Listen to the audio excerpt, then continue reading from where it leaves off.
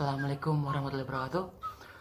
Perkenalkan, nama saya Muhammad Alizar Wafa dengan NIM 2010721. Hari ini bertepatan dengan tugas yang diberikan oleh Bapak dosen, yaitu presentasi dari praktikum algoritma dan pemrograman untuk semester 1 yang dari modul 1 sampai modul 5. Jadi kita akan bahas bareng-bareng. Jadi untuk modul untuk modul 1 berisi ada empat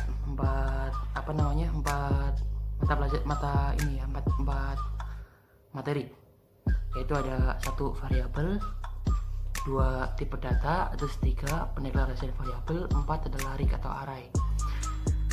Langsung kita mulai saja. Yang pertama, modul 1 itu terdiri dari variabel.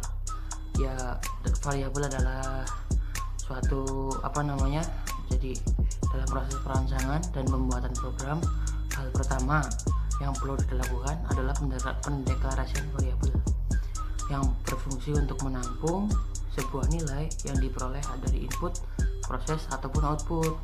Dinamakan variabel karena nilai yang disimpan tersebut dapat diubah dalam sebuah program. Pada saat sebuah variabel dideklarasikan, program memesan dapat tempat dengan ukuran tertentu sesuai tipe datanya pada memori untuk menyimpan nilai dari variabel tersebut.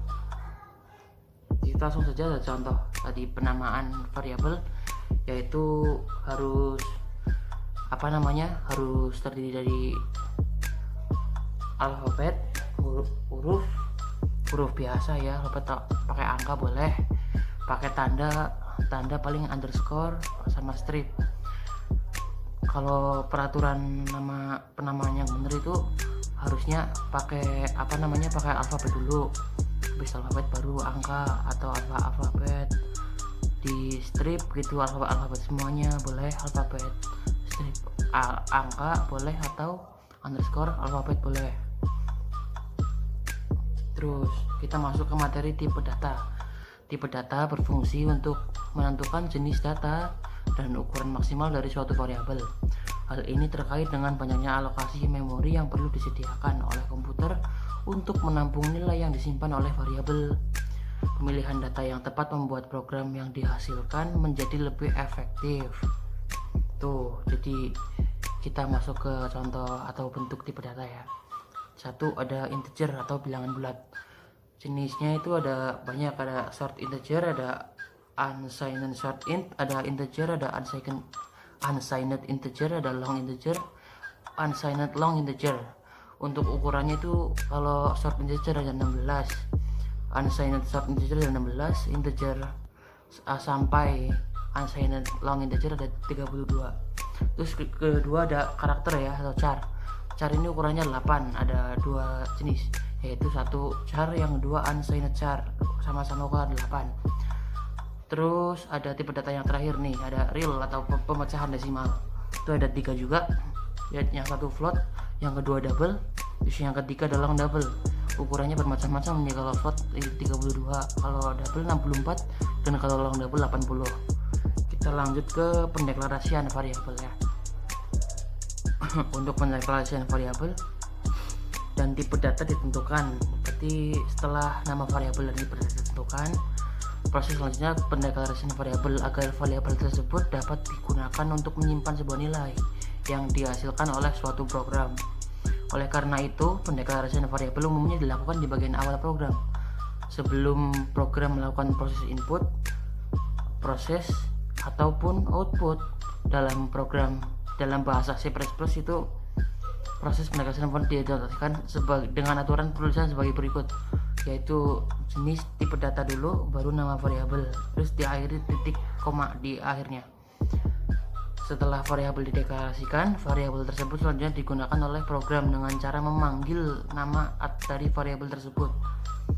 Terus kita masuk ke materi yang terakhir nih, materi akhir dari modul 1, materi rig atau array ya. Rig umumnya digunakan ketika terdapat jumlah data yang perlu disimpan sementara untuk diproses selanjutnya. Keuntungan menggunakan rig adalah dapat menghindari penggunaan nama-nama variabel yang banyak hanya untuk data dengan tipe yang sama dengan proses yang sama. Terus selanjutnya kita masuk ke modul 2. Modul 2 itu konstruksi dasar penuntutan. Itu ada 3 materi. 1 operasi output, 2 operasi input, 3 operasi penugasan atau assignment. Kita masuk ke operasi output dulu. 1. Kita mulai di sini. Operasi ini digunakan untuk menampilkan data atau teks pada suatu piranti output seperti monitor atau printer. Pada bahasa C++, perintah yang digunakan untuk operasi ini adalah cout atau dengan penulisan sebagai berikut. Untuk menampilkan teks ya. Jadi cout arah ke mana?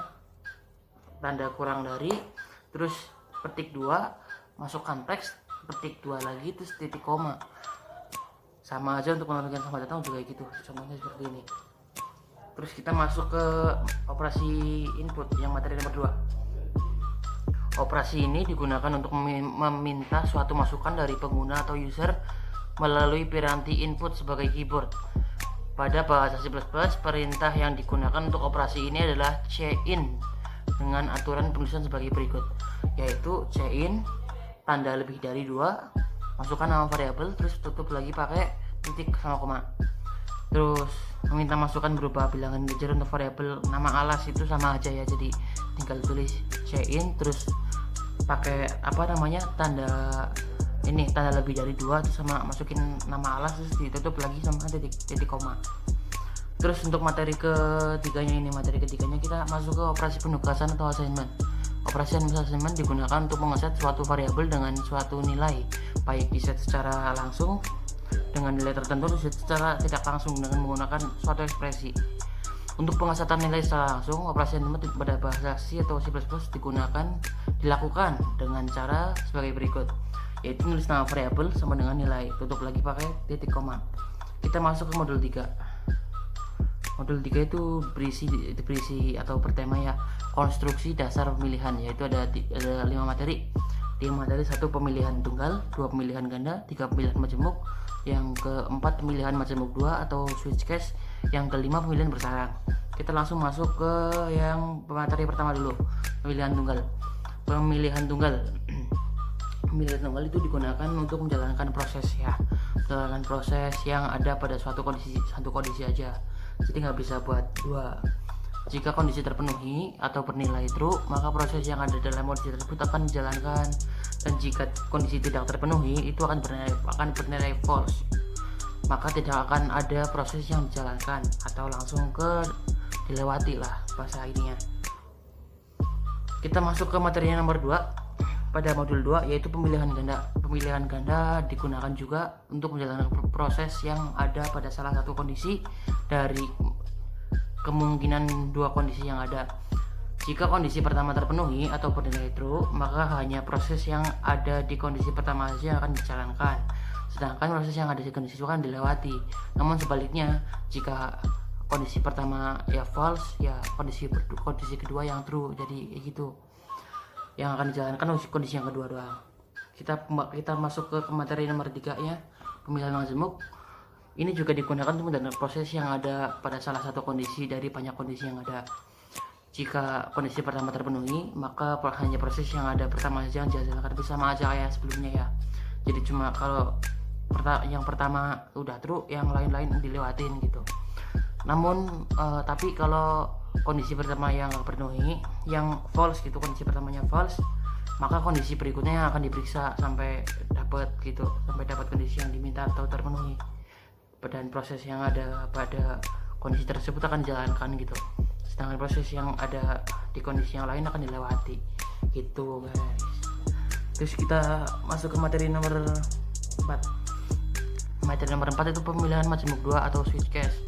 Nih, selain menggunakan struktur if, else, pemilihan majemuk juga dapat dilakukan dengan menggunakan struktur switch case sebagai alternatifnya. Namun struktur switch case hanya dapat digunakan untuk kondisi perbandingan sama dengan, tidak dapat digunakan untuk kondisi yang membandingkan kayak lebih dari, sama dengan, kurang dari sama dengan, itu nggak bisa. Selain itu, struktur switch case hanya tergantung pada satu variabel aja, dan kondisi yang diperiksa harus berupa data integer, karakter atau boolean. Jadi setelah itu nggak bisa ya. Oleh karena itu, tidak semua bentuk if else dapat diubah menjadi switch case, tapi semua bentuk switch case dapat diubah menjadi bentuk if else. Kita masuk materi nomor 5. Pemilihan bersarang. Pemilihan bersarang terjadi ketika struktur pemilihan juga terdapat pada kondisi yang ada di dalam suatu kondisi pemilihan ya.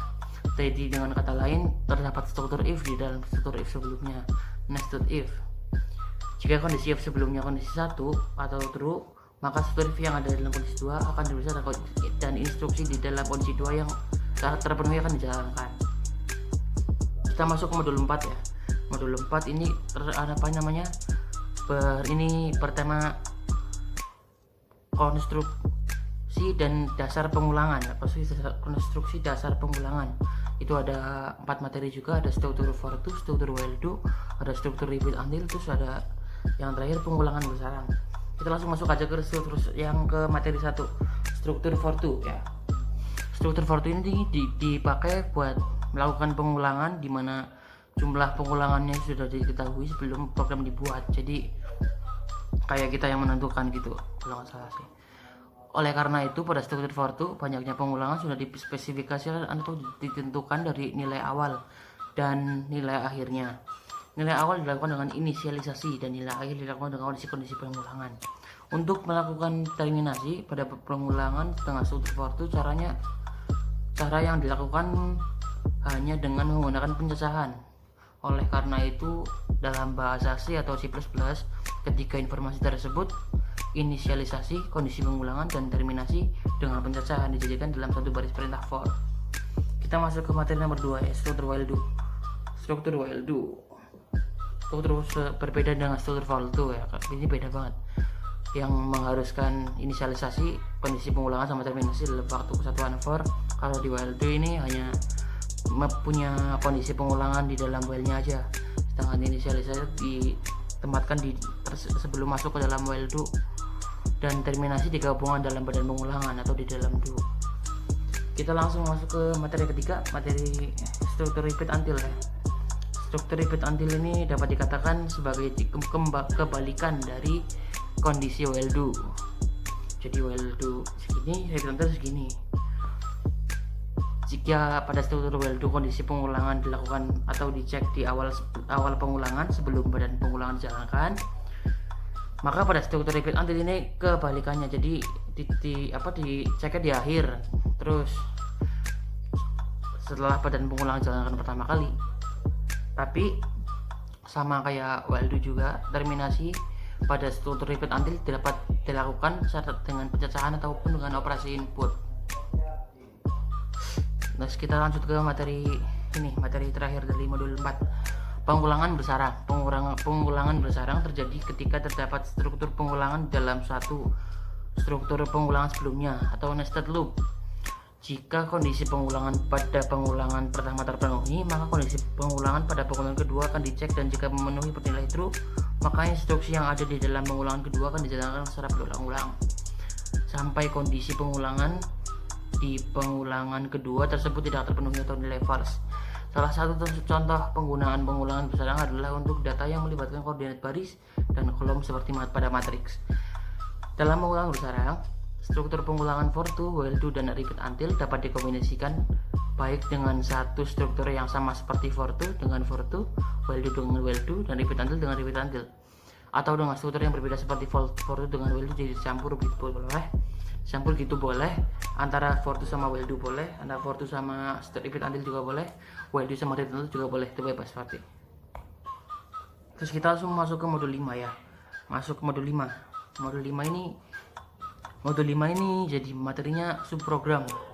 Subprogram itu ada 4 materi juga. 4 materi ada subprogram fungsi, ada prosedur tanpa parameter, terus sama rekursif. Kita langsung masuk aja ke yang subprogram fungsi ya.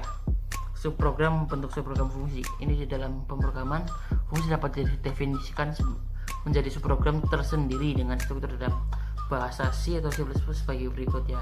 Itu jadi bisa dimasukin tipe data fungsinya dulu, terus masukin namanya, masukin parameternya, habis itu di deklarasi variabel jika ada, badan algoritma, terus langsung return ya, jadi kayak di terminasi gitu, nilai yang akan dikeluarkan di outputnya.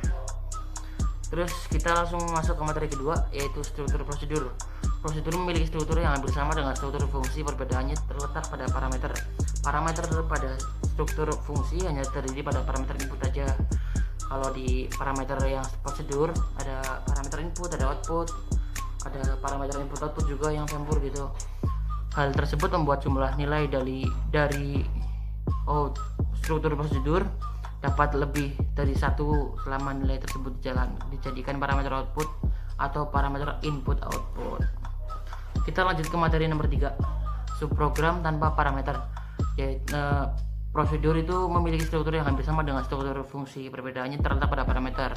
Kalau parameter pada struktur fungsi terdiri parameter output input aja. Kalau parameter prosedur itu ada input output, parameter output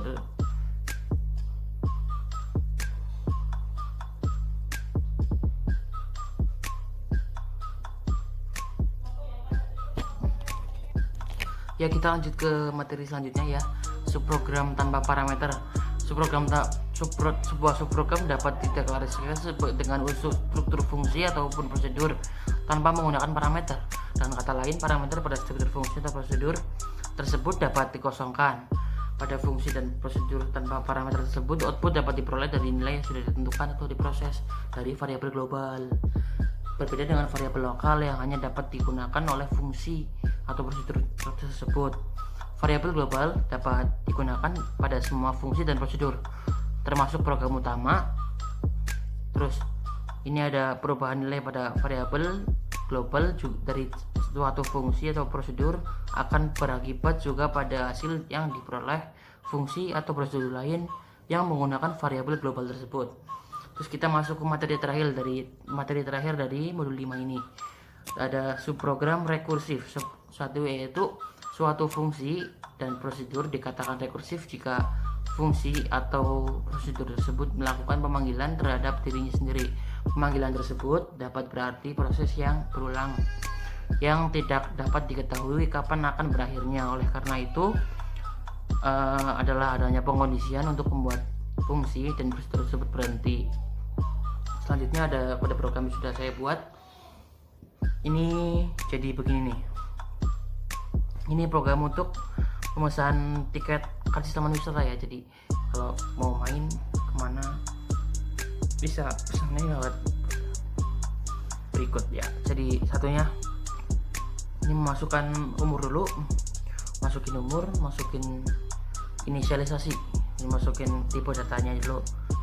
Terus masukin ini rumusnya dulu, jadi karcis harganya berapa gitu, terus dikali sama jumlah orang. Terus habis itu di check out, masukkan umur, kita masukin umur kita, jadi di inputin ya, jadi umurnya berapa, mau di bawah 20 atau di atas 20 bebas, tergantung umur kalian gitu. Jadi begitu. Terus kita udah selesai itu, tinggal enter aja, klik enter, terus kita tinggal masukin, tinggal tunggu hasilnya muncul di layar monitor kita. Jadi udah ada jumlah yang harus dibayarkan, akan keluar ya nominalnya. Terus selanjutnya ada flowchart dari kode sebelumnya ya. Flowchart dari kode sebelumnya itu ada ini. Pertama gini, start dulu program, start, kita mulai. Terus kita memasukkan umur, jumlah orang sama karcisnya. Terus memasukkan umur juga, memasukkan jumlah orang juga. Terus kalau masukin gini, kalau umurnya kurang dari 20, maka yang keluar adalah karcis sama dengan 50.000 kali jumlah orang. Terus bedanya lagi kalau yang keluar umurnya sama dengan 20, jadi karcis sama dengan 75.000 kali jumlah orang. Terus kalau kalau umurnya lebih dari 20, jadi karcisnya itu harganya 100.000 dikali jumlah orang. Terus kalau udah masuk semuanya, tinggal kita menampilkan harga yang akan dibayar atau yang harus dibayar ya oleh pesan juga. Terus kita langsung aja program selesai atau finish. Ya, itu sekian penjelasan dari saya mengenai modul 1 sampai 5 dari praktikum algoritma pemrograman semester 1. Mohon maaf apabila terdapat banyak kesalahan pengucapan atau terdapat kesalahan kesalahan pemahaman. Saya mengucapkan mohon maaf sebesar-besarnya. Terima kasih telah menonton video ini. Jangan lupa like, comment, dan subscribe ya teman-teman.